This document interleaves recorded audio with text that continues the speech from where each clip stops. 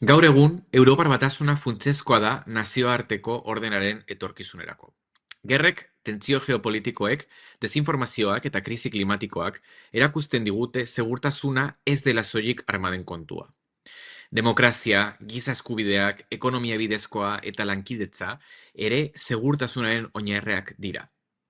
Gainera, iliberalismoaren gorakadak arriskuan jartzen ditu gure balio demokratikoak, bai Europan, bai mundu zabalean.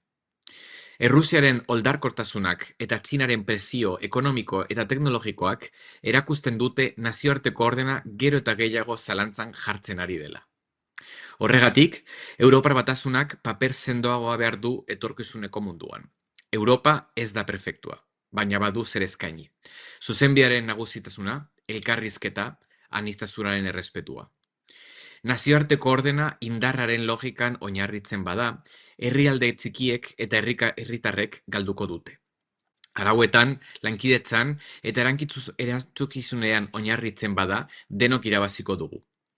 Europar Batasunak autonomoagoa izan behar du, baina ez izolatuagoa. Sendoagoa, baina ez oldarkorragoa. Bere segurtasuna defendatu behar du, aldi berean mundu justuago eta egonkorrago baten alde lan eginez.